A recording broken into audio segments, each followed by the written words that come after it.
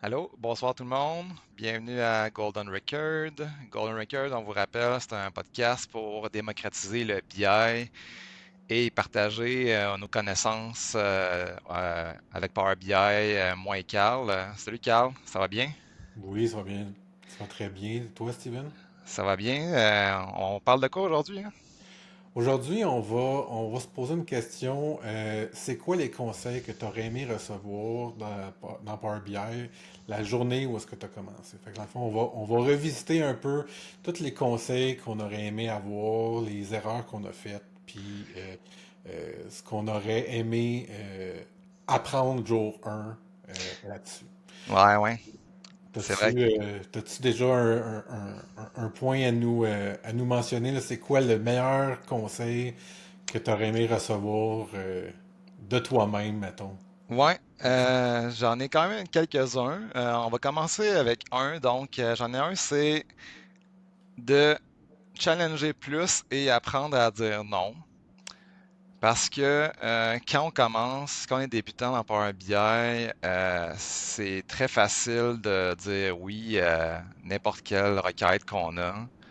Et assez rapidement, on va faire un rapport qui va avoir 15 pages, puis qui va avoir des pages qui font la même chose. Puis finalement, tu sais, on aurait peut-être dû prendre plus le temps d'analyser le besoin, puis de challenger un peu le user. Tu sais, pourquoi tu veux faire ça? Tu sais, c'est quoi tu vas faire avec cette information-là? Tu sais, mais t'as déjà ça, pourquoi tu veux ça? Tu sais? Fait que tu sais, ça, c'est quelque chose qui est très important selon moi. Puis tu sais, c'est le plus tôt qu'on apprend à faire ça, je pense qu'on devient meilleur. Ouais, effectivement. Moi, une anecdote que j'avais, c'était chez IBM, à un moment donné, il y a quelqu'un qui est arrivé avec. Il me dit, ah, j'aimerais ça avoir un rapport qui fait ça, puis on n'a pas tant challengé, on n'a pas posé de questions. Puis au final, on a livré exactement ce que la personne voulait, mais on s'est rendu compte que la personne, elle a demandé ça, elle a demandé un rapport sur tel ou tel type de données, en pensant que ça répondrait à un autre de ses besoins, mais au final, ça n'a rien répondu. Fait que là, il est Ouais. arrivé avec un. Il a demandé quelque chose en imaginant que ça répondrait à son besoin final, mais il avait exprimé son besoin final sur, mettons, des données machines, on aurait été capable d'y sortir, mais lui, c'était comme, ah, ça va être trop dur, fait que j'aimerais ça qu'on ait cette Mhm. réponse-là à la place en extrapolant la donnée, puis au Ouais. final, il a zéro eu ce qu'il voulait. Ouais. Puis tu sais, ça, c'est quand même le behavior qu'on voit souvent là, t'sais, dans tu sais, mettons des directeurs ou des VP de compagnie là, t'sais, qui sont très directs. Tu sais, je veux ça, donne-moi telle information, ajoute-moi une colonne à cette place-là, je veux un slicer. Tu sais. C'est tout le temps, tu sais, c'est des behaviors tu sais, de personnes qui sont très directs, tu sais, donne-moi ça. Mhm. Puis des fois, tu sais, c'est ça, là, c'est comme tu dis, il faut s'intéresser plus aux problèmes, puis tu sais, c'est quoi tu veux régler, là, tu sais, c'est pourquoi tu veux Ouais. avoir ce slicer-là, tu sais, mettons. Puis Puis ça m'est déjà arrivé un peu plus récemment. Tu sais, probable. Puis on n'a jamais su c'était quoi le fin fond de l'histoire, mais il y a un moment donné quelqu'un qui a dit, hey, ça me prend un rapport, faut que ça soit comme le fichier Excel. Puis on a dit pourquoi? Mon boss m'a dit, faut qu'on utilise Power BI, mais moi je veux pas changer, je veux que ça reste comme Excel. Fait que Ah, il s'était fait dire utilise Power BI, mais lui, il voulait pas changer. Fait qu'il nous a demandé exactement la même affaire que Excel. Fait que ah, c'est là que tu vois que des fois, le boss dit de quoi, puis t'as pas ouais, tant ton mot à dire.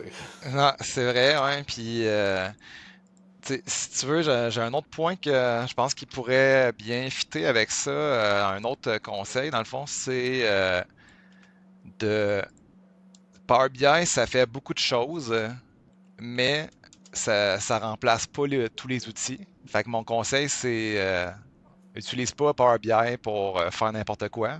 Parce que des fois, il y a des choses qui se font mieux qu'un autre outil. Tu sais. Puis tu sais, un exemple que tu as donné, c'est il y a une raison pourquoi, tu sais, Microsoft, on a encore Excel, qui est un produit qui est utilisé, puis on a Power BI. C'est parce que les deux outils font pas la même chose.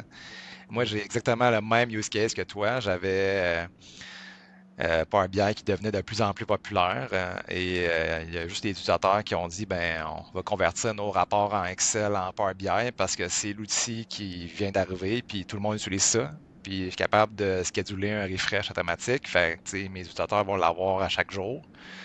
Mais tu sais, des fois, dans Power BI, tu sais, une matrice, c'est ce qu'il y a 30 colonnes que tu dois scroller, c'est pas le meilleur visuel pour ton dashboard, hein. Fait que c'est. Effectivement. Puis tu sais, comme tu dis aussi, c'est pas parce qu'on est capable de le faire que c'est une bonne chose de le faire, dans le sens que on a eu un cas où est-ce que on a poussé la limite de Power BI à son extrême. Là, on faisait de la planification avec du récursif, puis on déposait, on planifiait de la productivité dans des bacs ou dans des emplacements spécifiques avec du remplissage programmé. Euh, mais au final, avoir su toute la complexité que ça implique, on aurait peut-être pu commencer en Python à la place, tu sais. Mhm. Mais ça reste que euh, des fois Power BI, ça reste un bon outil de prototypage dans le sens que pour du monde qui ne savent pas programmer, tu peux essayer de faire des trucs. C'est juste que ben il faut que tu sois conscient que c'est peut-être pas la solution finale. Ouais, exactement. Ouais. Tu sais, j'avais de quoi, moi, j'étais similaire, justement, on avait fait des prévisions avec, justement, là, les plugins que tu peux faire des prévisions dans Power BI. Tu sais, c'est vraiment cool, tu sais, parce que tu es capable de faire un forecast, là, tu sais, puis de voir les intervalles de confiance, ça. Mais, tu sais, le problème après, c'est que le jour où ce que tu veux partager ton forecast avec quelqu'un, ben, tu sais, faut que tu l'exportes dans un CSV, puis tu sais, faut que tu redonnes un fichier à quelqu'un. Puis tu sais, Mm.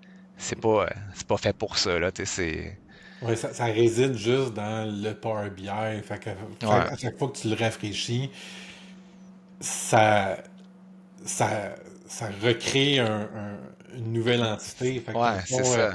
si surtout si tu as des données qui sont changeantes, tu sais, mettons, si tu as des sources de données qui peuvent varier dans le temps dans ta journée, puis que tu fais un refresh, ben c'est super dur à déboguer en plus parce que si tu le roules le matin à 8 heures, puis là, t'arrives d'une erreur, tu rouvres ton Power Query, ben 2 heures après, t'as pas la même erreur. Ouais, ah ouais, c'est Fait vrai, que ouais. ça c'est l'enfer, là aussi. Ah ouais, ouais, je suis d'accord, ouais, d'accord. Fait que, tu sais, c'est ça. Tu sais, il y a des outils pour faire des trucs plus automatisation. Tu sais, on a Power Automate dans Microsoft qui fait pas mal de choses. Tu sais, Python, on peut faire pas mal de trucs aussi. Tu sais, caler des API, tout ça. Tu sais, il y a aussi une question de sécurité des fois. Tu sais, tu peux faire des choses dans Power BI. Tu sais, mettons, je peux caler une API dans Power BI, mais probablement que mon password va être tu sais, clair dans le code, hein. Tu sais, c'est pas une bonne pratique. Fait que ouais, faire attention à, tu sais, à quel usage pourquoi on utilise Power BI, dans quel contexte, fait que c'est ça. Moi, de mon côté, un des conseils que je me donnerais à moi-même si je recommencerais, c'est tellement d'avoir une bonne structure dans le Power Query, dans le sens que au début, là, tu as tendance à faire à faire des requêtes, puis un peu à pas réfléchir à qu'est-ce qui va être euh, dans ton modèle ou ne pas séparer, puis tu fais des très très très grosses requêtes qui contiennent la source, la transformation, la sortie, puis ça n'a plus de fin. Mhm. Puis maintenant, j'ai changé vraiment mon fusil d'épaule, là. J'essaie de tout segmenter ça.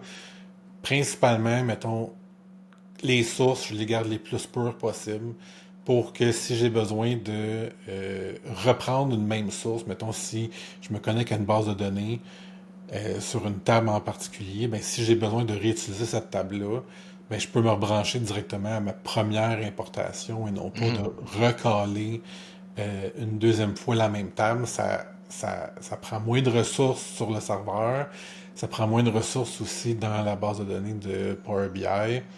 Fait que ça a beaucoup d'avantages. Puis après ça, c'est aussi vraiment plus facile de garder le contrôle sur euh, juste emmener ce qu'on a de besoin à Mhm. la fin dans le modèle relationnel. Je sais pas si tu avais toi, des exemples là-dessus.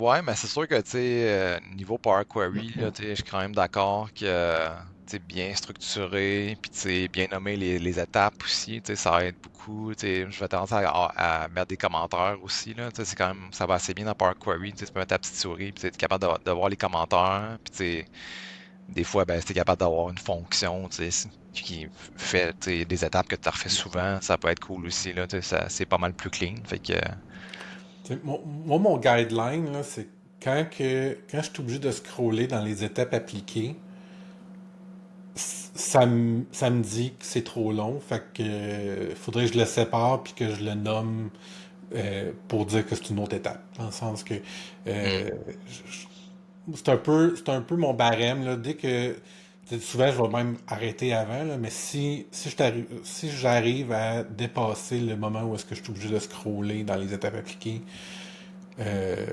je me dis ok là j'ambitionne puis j'en mets trop dans le même, j'aime mieux le séparer. ouais. Non, ça, je pense que c'est une bonne idée, là. Intéressant.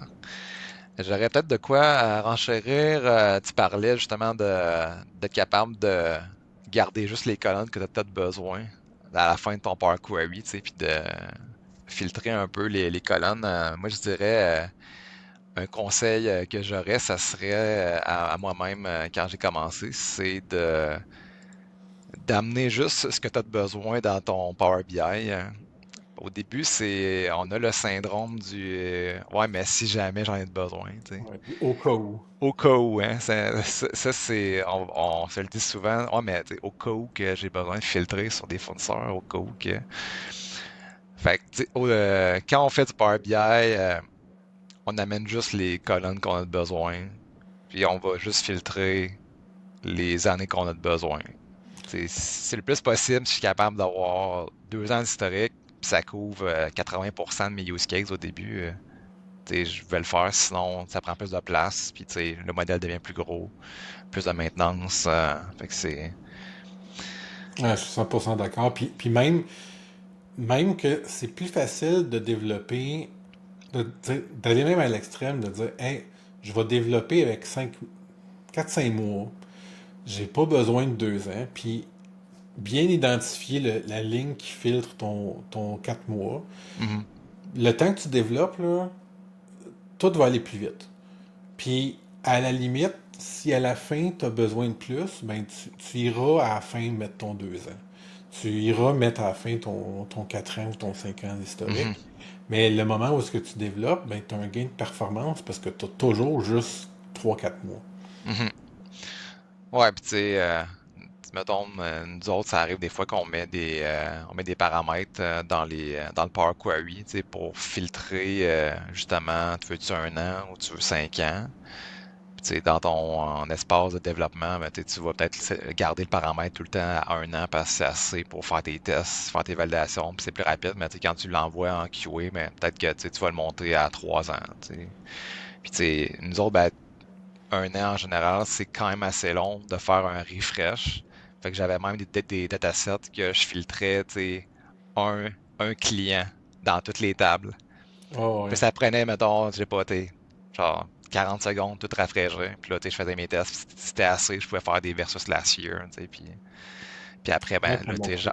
j'enlevais le filtre, puis mettons, je le montais en QA, mon filtre, c'est Owl, puis tu sais, Owl, ça fait pas l'étape de filtrer le client, là. Il y a comme un, fait que ça va, ouais. Mais tu sais, puis quand tu développes, c'est parfait de faire ça. Il faut juste faire attention que c'est pas parce qu'on a fait des tests avec un client que tous les clients vont réagir comme il faut. Fait qu'il faut vraiment, Non. à la dernière étape, faire quand même les tests avec tout parce que des fois, il y a des situations bizarres que personne t'a dit. que tel client ou telle année, mettons, il y avait eu un changement de base de données. Fait que là, Ouais, des fois, tu trouves des pépites assez bizarres, mais ouais. sont, C'est on n'a pas le contrôle là-dessus. Non, non, non, c'est clair. Puis, tu sais, c'est sûr que, mettons, dans ce cas-là, tu sais, nous, ce qu'on ferait, c'est le dev, on s'en sert plus pour valider les mesures, puis faire du code review. Fait que, tu sais, t'as quelqu'un qui valide ton DAX, c'est correct. T'as-tu manqué des relations dans ton modèle quand t'as amené à la table? Tu sais, je fais des tests dans le modèle, là, là.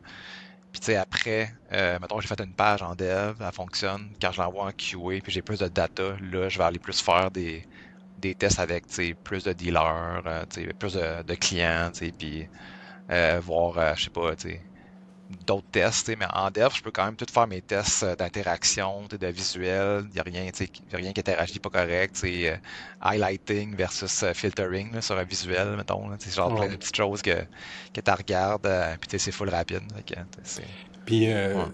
ça touche pas la question qu'on s'était posée initialement, mais je suis curieux. Euh, Tu t'as mentionné code review, mais est-ce que vous faites du page review dans le sens que est-ce que vous faites des reviews des visuels ou vous faites juste du review de code? On va, dans le fond, pour les visuels puis les pages, tu sais, on a un designer dans l'équipe qui va faire un prototype dans Figma. Tu sais, nous, après, on va l'emmener dans Power BI. Fait qu'après, tu sais, lui, il va comme reviewer ce qu'on a fait, puis tu sais, dire s'il n'y a pas des choses ah non, ça, la couleur est pas correcte, tu sais, ou tu sais, il y a des choses, des fois, il y a des compromis que tu fais dans Power BI.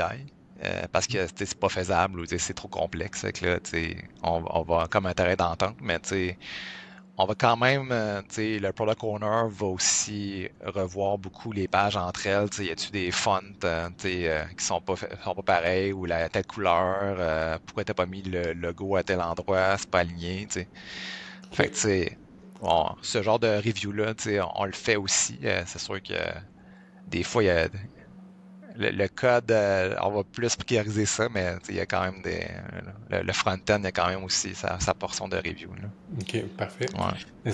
Parce que nous, on est vraiment une petite équipe, fait on, on, on le fait moins systématiquement, mais notre code review, ça nous permet d'avoir du feedback de comment que les autres l'auraient fait. Des fois, Mm. ça nous donne des idées euh, sur le code, sur l'esthétique, mais ça nous permet aussi, puis là, je pense que ça vient joindre un peu un de tes points, euh, ça nous permet de pas travailler en silo, dans le sens que ça nous Mm. permet de connaître le rapport de l'autre. Fait que même si c'est moi qui ai fait le rapport au complet, ben si à toutes les 2 semaines, 3 semaines, on fait une espèce de page code review, ben on montre ce qu'on a fait pour tel client. Puis on dit bon ben voici comment je l'ai fait, j'ai fait ça. Est-ce que vous avez des commentaires sur l'esthétique, sur le code? Fait que le monde il décortique un peu ça, mais ils apprennent aussi à OK, si jamais j'ai des problèmes, c'est le temps de poser des questions à Carl ou à telle autre personne Mhm. parce que ben il n'y aura pas d'autre tu sais, ça se peut que ce soit la dernière Ouais, tu sais, pas la dernière fois, mais je veux dire, c'est peut-être un bon moment si jamais il part en vacances pour ce genre de ouais, situation. ouais. Puis, tu sais, nous autres, c'est quand même de quoi que, tu sais, on valorise beaucoup, là, tu sais, si t'es pas certain de l'architecture ou, tu sais, de comment tu dois le faire, ben, tu sais, demande-le dans le chat. Puis, tu sais, on a des channels dans Slack, là, avec tous les développeurs, que, tu sais, tu te poses une question, comment vous le feriez, vous, ou, tu sais, ou tu copies ton DAX, là, puis, tu sais, tu demandes, ça a-tu l'air correct, tu sais, j'ai-tu fait de quoi il fallait pas, ou, tu sais. Mais c'est sûr que, tu sais, le plus possible, on veut que les personnes, tu sais, attendent pas trop avant de demander des conseils. Tu sais, des fois, quand tu commences dans une nouvelle compagnie, tu peux avoir tendance à dire, faut que je fasse mes preuves, tu sais, faut que je sois autonome. Tu sais, oui, tu sais, être autonome, c'est important, mais quand tu travailles avec d'autres développeurs, c'est encore plus important de travailler avec la bonne pratique puis t'assurer que les autres, tu sais, ils approuvent comment tu l'as fait. Tu sais. En tout cas, des fois, tu sais, des fois, tu trouves des choses que, tu sais, finalement, ça, tu sais, j'avais jamais vu comment que la personne l'avait fait.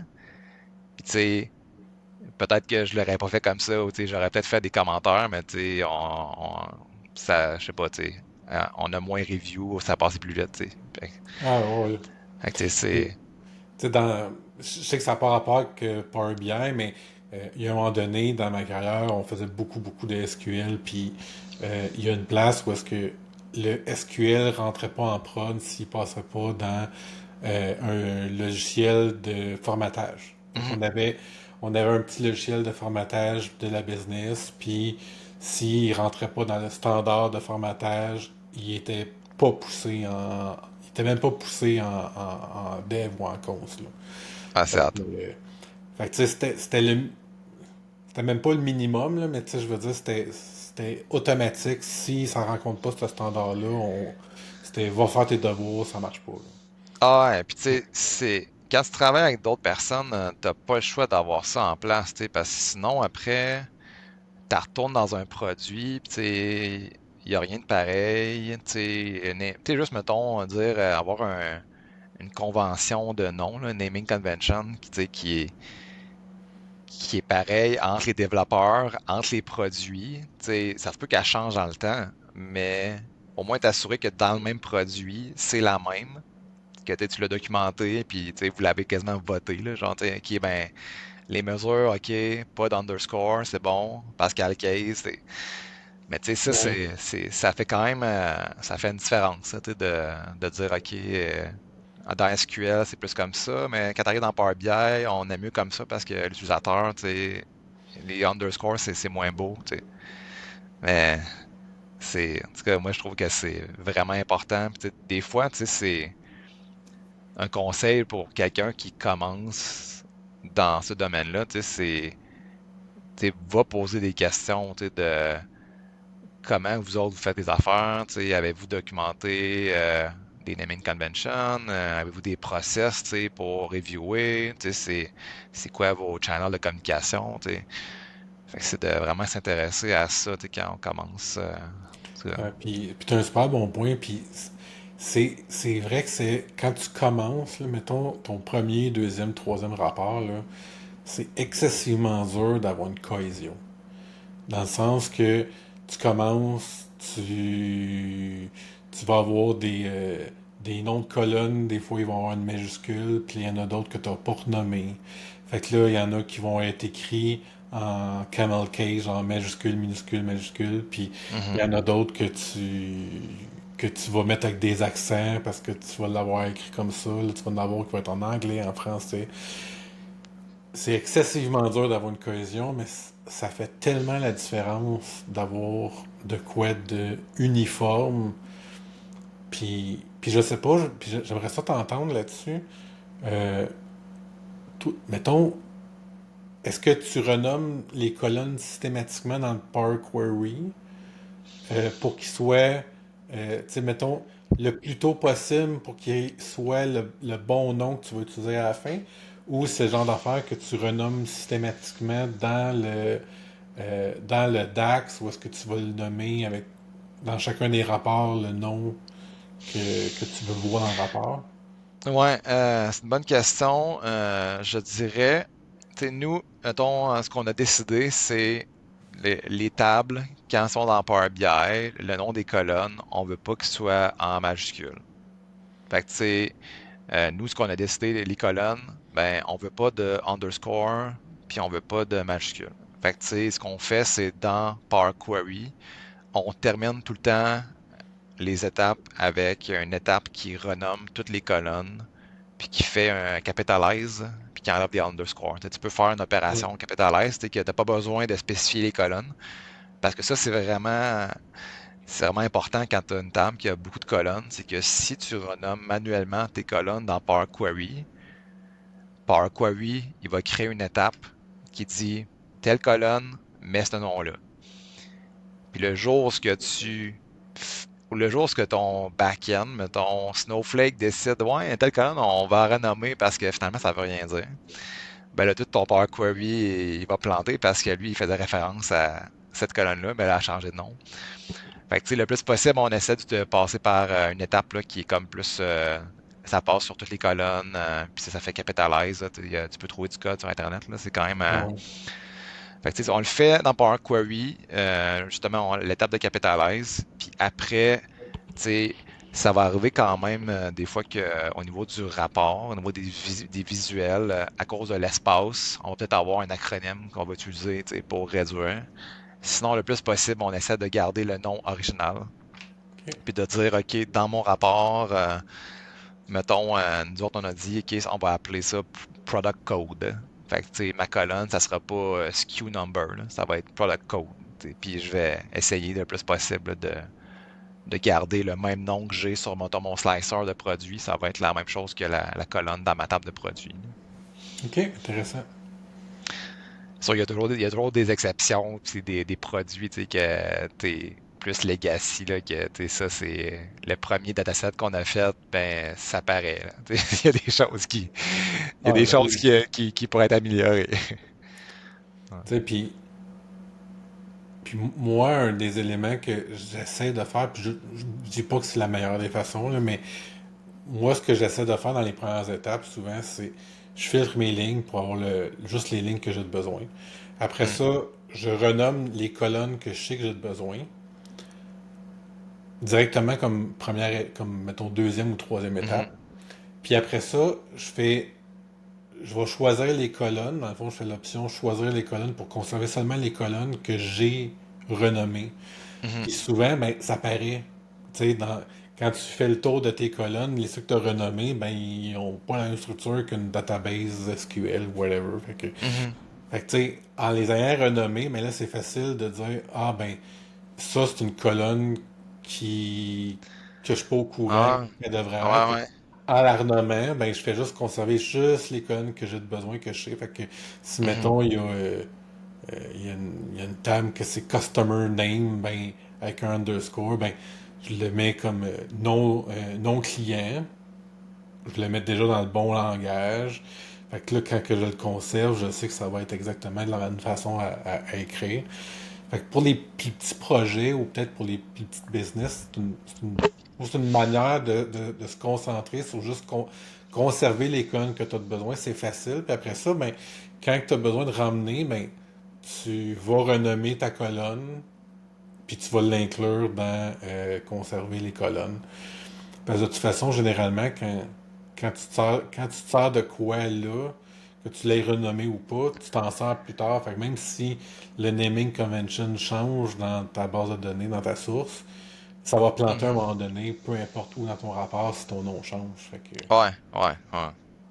Ouais, Puis intéressant. c'est là que ça devient vraiment important de ne pas faire un supprimer. J'ai vu ça souvent, là, du monde qui, comme première étape, c'est supprime les colonnes. Mais supprimer les colonnes, l'inconvénient, c'est que tu dis à Power Query, n'utilise pas cette colonne-là, puis la journée où est-ce que cette colonne-là disparaît, ben, ton rapport plante pour une raison que tu ne sers pas. Fait que dans le fond, tu sais, Ouais, ouais. si tu supprimes, ben, tu dis, hey, j'ai besoin de cette colonne-là. Pourquoi? Pour la supprimer. Fait que c'est un peu comme. Ouais, ouais, je comprends, ouais, ouais. Fait que Fait que ouais, l'option conserver est beaucoup plus intelligente ouais. à long terme. Parce que là, puis l'autre avantage, c'est que s'il se rajoute des colonnes dans ta source, euh, elle va pas apparaître de nulle part. Fait que ça aussi, c'est plus intelligent. Intéressant. Vraiment cool. Cool. Sinon, ton prochain conseil, Steven? Ouais, mon prochain conseil, dans le fond, c'est relié à une expérience que j'ai eue. Fait que je vais vous parler de mon expérience. On a un rapport qu'on a créé une nouvelle page.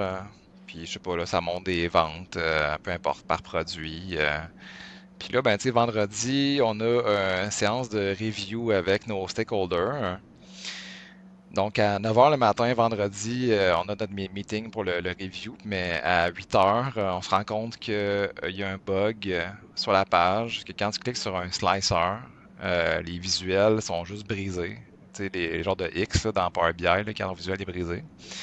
Mais c'est un slicer que si tu cliques sur celui-là, ben, ça fait planter les visuels. Fait que là, ben, volontairement, tu arrives au review. puis tu fais ta démo à ton stakeholder. Volontairement, tu vas pas sélectionner dans le slicer parce que tu veux pas montrer que ton rapport brise. Fait que je suis un peu gêné de ça, mais c'est vraiment arrivé. Fait que, tu sais, fait que là, ben, tu sais, évidemment, le stakeholder te demande ah ouais, ben, peux-tu essayer de cliquer sur ce slicer-là? Puis là, ben, c'est là que tu dis Non, ouais. c'est ça. Fait que là, finalement, tu fais comme ouais, ben, non, on est encore en train de travailler sur celui-là. Fait que, donc la morale de l'histoire, c'est que si tu trouves un bug dans une page, puis tu dois la présenter dans une séance de review, ben, c'est sûrement mieux de pas présenter la page puis de dire qu'elle est pas prête. Ou Ouais. sinon, c'est de vraiment dire la page est pas prête, ça marche pas, je vais te montrer le reste, puis tu sais, tu vas au moins la personne est au courant, là, mais c'est ça. Ah, la transparence, ça paye tout le temps, hein. Ouais, c'est ça. Fait que en général, au moins dans ce cas-là, le pire en plus, c'est dans ce cas-là, le product owner, il savait aussi. Fait que puis il a juste dit, ben, tu sais, clique pas dessus, tu sais, ils le verront pas. Finalement, lui aussi s'est fait Ah, avoir, tu sais, ben, tu sais, parce que ça peut arriver aussi. L'autre cas, c'est tu trouves un bug, mais tu le dis pas à l'équipe. Puis ça, c'est encore pire. oui. Fait que c'est Oui, quand tu si trouves les un autres aussi, bug, si les autres aussi le découvrent pendant le code review, c'est encore pire. ouais, c'est ça, c'est ça. Fait que tu sais, si tu trouves un bug, puis tu sais, la- le conseil, c'est tout le temps d'avertir l'équipe le plus tôt possible. Là. Tu sais, hey, j'ai trouvé ça en QA, on va présenter dans pas long, qu'est-ce qu'on fait? Puis là, tu sais, ensemble, on décide de la solution. Puis là, des fois, c'est ça, c'est pas tout le temps la meilleure solution. Ouais. T'as- T'as-tu Ben, Ouais, moi, un autre point que je veux, un autre conseil que me serais donné, là, c'est de pas essayer de faire un rapport qui fait tout. Dans le sens que, euh, tu sais, la première fois que tu fais un rapport, tu commences petit ou en tout cas, tu fais ce que tu peux. Puis là, à un moment donné, tu te rends compte que, ah, ça se recoupe avec un autre rapport. Ça se recoupe avec un autre rapport. Puis au final, tu te rends compte que si tu faisais des ramifications entre tous tes rapports, entre des fois finance, la production, contrôle qualité, que si tu faisais un modèle qui était tentaculaire, qui allait partout, ben tu t'éviterais des fois de faire un modèle entre finance et production, puis un autre modèle qui t'empêcherait de faire, mettons, finance et RH, puis un autre de production avec mhm, maintenance, mettons. Mais au final, quand c'est trop gros, c'est insoutenable, dans le sens que la journée où est-ce que tu as besoin de faire un test, de valider des données, mais là, tu es obligé de passer au travers de tous les rapports. Fait que si tu as un modèle qui fait 40 rapports, ben, à chaque fois que tu fais une modification, tu es obligé de regarder tes 40 rapports ou croiser les doigts, puis vivre qu'est-ce que tu as vécu un peu de avoir peut-être un bug puis de vivre avec les répercussions. Fait que ouais. ça devient un peu stressant au point où est-ce que des fois tu vas même abandonner le projet puis dire on modifie plus ça. Si vous voulez de quoi, on repart en neuf un plus petit projet. Mhm. Fait que moi je l'ai déjà vécu puis des plus petits projets c'est plus soutenable, c'est plus facile à Ouais. supporter à long terme. Ouais, ben, je suis quand même d'accord avec ça. J'ai aussi vécu des choses similaires. Parce que, tu sais, en fait, tu sais, ce que tu parlais, tu sais, c'est l'approche là, d'avoir un dataset centralisé que, tu sais, tu peux te connecter avec tes rapports, Live Connect sur le dataset. Tu sais, puis c'est quand même une pratique, tu sais, mettons, tu prends Cube, c'est quand même des choses qu'on entend pas mal parler, tu sais, d'avoir Golden Dataset réutilisé par plusieurs rapports. Tu sais, c'est les avantages, c'est quand même, tu sais, de centraliser à un endroit, d'avoir tes règles d'affaires à un endroit. Tu modifies ta mesure à un endroit, ben, tu sais, elle va être la même dans les autres rapports. Sauf que, comme tu as dit, quand tu commences à avoir beaucoup de rapports, beaucoup de visuels, beaucoup de mesures, là, tu vas faire un petit changement dans ta mesure de base. puis ça va impacter peut-être genre 50 autres mesures, puis peut-être 150 visuels. Ouais. Fait que tu sais, la régression, c'est là qu'elle commence à être vraiment lourde, vraiment complexe. Fait que tu sais, Puis, c'est... puis Ouais. surtout si c'est des rapports qui sont très larges, dans le sens que c'est correct si, mettons, tu as un golden dataset finance. Ben, tout ce qui a rapport avec finance, c'est beau. Mais le problème souvent, c'est que là, ah oui, mais j'ai finance et ça. Puis là, c'est quand tu commences à incorporer toutes les et que le monde veut, mais Mhm. c'est là que t'as plus juste finance, t'as toutes les autres affaires, puis là, ça devient dur à gérer. Les exceptions, des fois, de la granularité, de ah, j'ai des tables au mois, j'ai des tables à la journée, mais la production, ça se fait à l'heure. Tu sais, là, des fois, tu fais des pirouettes pour adapter, puis là, à chaque pirouette, Mm. t'as une possibilité que le funambule, il se casse la gueule, là. Ouais, ouais, c'est... Je suis bien d'accord, ouais. C'est... Ouais, c'est... tu sais, on a eu quand même des expériences similaires là, à mon travail, tu sais, d'essayer de trop centraliser à un endroit. Puis tu sais, t'as aussi l'autre défi, c'est que tu sais, si t'as un plus gros dataset et que t'es plusieurs personnes dans une équipe, là, ben, tu sais, tu vas te piler ses pieds quand tu vas devoir updater le dataset. Tous les changements de mesure ou ajouter une nouvelle table, ben, tu sais, si tu travailles pas avec des outils comme Tabular Editor puis des trucs, tu sais, qui permettent de merger les affaires, tu sais, ben, tu pourras pas être capable de travailler à plusieurs personnes sur le même dataset. Fait que là, ben, tu sais, il faut attendre que Carl va ajouter ta table puis ta mesure, fait tes tests. Moi, ben, je vais le faire sur une copie, mais, tu sais, je vais devoir repogner ta version pour aller mettre mes affaires. Fait que, tu sais, tu perds quand même gros du temps. Puis tu as des risques d'écraser l'affaire des autres aussi. Là. Fait que, tu sais, ça vient Ouais. aussi avec, tu sais, quand tu travailles dans une équipe, si tu as des petits datasets, c'est pas mal plus facile de faire des changements. Puis, bien souvent aussi, tu sais, si tu as un plus gros dataset, ben, tu risques d'avoir comme plus de stakeholders à gérer autour de lui. Tu sais, il y a comme, ah ouais, mais j'ai quelqu'un pour North America.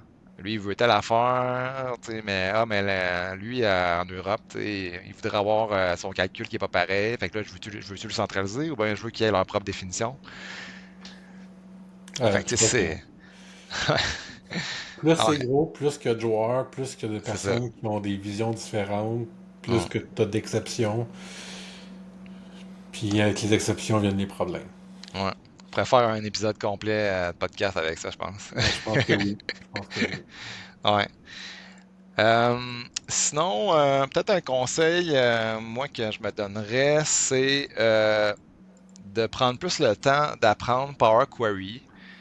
Parce que quand on commence, c'est pas mal plus facile en général de faire des colonnes calculées en DAX. Surtout si tu viens d'un parcours qui est plus Excel, c'est vraiment facile de faire, tu sais, if telle colonne plus grand que zéro, mais un 1 ou un zéro, tu sais, les colonnes calculées, c'est facile, puis tu mets ça, puis tout est beau. Sauf que ben, les colonnes calculées, ça prend plus d'espace. C'est pas bien compressé. Fait que tu sais, ton modèle devient plus gros, plus vite. Fait que tu sais, en général, c'est ça. Tout est assez de transformation, on est mieux de les faire plus en amont. Donc, tu sais, Power Query ou un système qui est avant Power Query, là. Fait que tu sais, c'est. Oui, ou des mesures des fois, parce que la mesure, ça a l'avantage d'être calculée à la demande, aux besoins. Mhm. J'ai eu une situation, puis la personne elle m'avait contacté parce que son rapport devenait excessivement lent et il y avait de la misère à rafraîchir. Puis euh, j'avais utilisé DAX Studio Mm. pour voir le modèle, à quoi ça ressemblait. Puis j'avais été un peu surpris de remarquer qu'il y avait 500 colonnes calculées dans son rapport, Et t'as- dans sa table de fait, là, directement. Oh, ouais, ouais. Fait que sa table qui contenait peut-être 4 ou 5 millions de lignes avait 400 colonnes calculées. dont des fois des colonnes calculées qui ne servaient plus juste parce que il avait fait des tests, puis il avait copié Mhm. sa colonne, puis il voulait pas Ouais. l'effacer, puis les souvenait plus quelle colonne qui était utilisée versus l'autre, parce qu'il les nommait à peu près pareil, sauf avec des astérix à la fin, là. Donc on avait passé beaucoup de temps à Ah essayer de ouais. trouver pourquoi ça ralentissait jusqu'à temps que ben on s'est rendu Intéressant. compte que c'était ça. Puis là, ben, il y a des outils qui nous permettent de faire du ménage là-dedans, hein, mais effectivement, les colonnes calculées, ça ralentit énormément le rafraîchissement. Hmm. Puis ça revient au point aussi de juste conserver qu'est-ce qu'on a de besoin, Ouais. ça l'aide énormément. Mais c'est vrai que les colonnes calculées, c'est très facile à en mettre juste pour débugger les trucs. Tu sais, mettons, tu prends une table de fait, donc une table de vente, que, tu sais, j'ai enlevé les colonnes que j'ai pas de besoin, puis j'ai juste des clics, mes dimensions. Mais tu sais, je veux juste tester, est-ce que, ben, les produits qui sont dans ma table de fait sont tous dans ma dimension? Fait que, tu sais, ma relation de many to one, tu sais, est-ce qu'il y a pas des blanks, tout ça? Fait que là, ben, je vais faire un related dans ma table de fait, related product code, juste pour voir est-ce que le produit apparaît, puis là, tu sais, je peux filtrer les vides. Je vais savoir tout de suite, tu sais, s'il y en a qui sont pas dans ma dimension, tu sais. Mais ça, ben, c'est vraiment facile de mettre plein de colonnes pour débugger, puis de les laisser là, tu sais, puis tout ça. Fait que, Non, tu effectivement. parlais, tu parlais tantôt de, justement, utiliser des mesures, tu sais, pour calculer on the fly, tu sais, versus des calculs calculés, tu sais. J'ai vu des exemples, tu sais, mettons, tu prends un dataset, puis tu sais, dans la table de vente, il y avait une colonne qui était Sales 2017, que c'était juste if l'année est égale à 2017, mais Sales amount, sinon mais zéro. Puis Sales 2018. Puis à chaque année, la personne, tu sais, elle allait mettre Sales 2019, Sales 2020. Puis là, elle laisse son rapport. Puis toutes les places qui avaient Sales 2019, ben là, faut que je remplace Sales 2020 parce qu'on vient de changer l'année. Hmm. Mais tu sais, Ouais, c'est des erreurs qu'on fait quand on sait ouais, pas c'est ça. que des calculettes existent, là. C'est ça. Puis tu sais, ça fonctionne bien, puis peut-être si le jeu de données il est pas gros, ben tu sais, il n'y a aucun impact de performance. Mais c'est ça. Tant qu'on n'a pas lu ou tu sais, faire un peu de training, mais c'est ça. On voit pas toutes ces choses-là. Fait que, Effectivement. euh, t'avais-tu un autre point que tu voulais parler? Non, moi, ça faisait pas mal le tour. En fait, je pense que avec tous ces conseils-là, je crois que je me sauverais un bon 6 mois d'apprentissage à me casser les dents ou à, à être pas efficient. Fait que moi, je conseille à tout le monde au moins réfléchissez à ça quand que vous commencez votre premier rapport ou quand que vous apprenez au moins d'être conscient de ce genre de risques-là en général. Puis même si vous les appliquez pas tous, euh, pensez-y des fois de comment votre rapport euh, peut être mieux structuré, des fois mieux documenté, ou souvent le monde, moi ce que je trouve, c'est que le monde pense pas assez au support.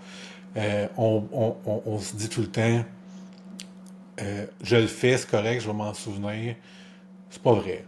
On s'en souvient jamais dans 6 mois. Fait que pensez comme si c'était la première fois à chaque fois que vous ouvrez votre rapport, comment vous devriez écrire vos variables, vos noms de colonnes, votre documentation. Je pense que ça, c'est aussi un autre très très bon conseil, là. Ouais, je suis d'accord. Puis tu sais, c'est sûr que tu sais, c'est pas facile de maîtriser ça tout au début, là, tu sais, puis ça va prendre plusieurs essais, erreurs, puis tu sais, on apprend en le faisant, on apprend nos erreurs. Fait que tu sais, mais juste d'en être conscient, c'est déjà un bon départ, là, je pense, hein. Tout à fait. Mm. Fait que sur ça, le mot de la fin, Steven, Ouais, qu'est-ce que le tu mot, peux le mot dire? de la fin, ben en fait, si vous, ça serait quoi les erreurs que vous avez faites quand vous avez commencé Power BI ou bien les trucs que vous donneriez? On serait vraiment content de voir ça dans les commentaires. Fait que si jamais vous avez des choses que vous voulez partager avec moi et Carl, ça serait vraiment cool. Et sur ça, ben sinon, on se voit au prochain épisode, hein. Et, Effectivement. donc, Fait que merci. commentez, venez jaser avec nous dans les commentaires, abonnez-vous. Et aussi un petit mot, merci à notre commanditaire pour de Maverick Analytic. Donc, il nous aide dès le début de notre podcast. Donc, merci à ça. Fait qu'on se revoit très prochainement. Merci, Steven. Yes, merci, Carl.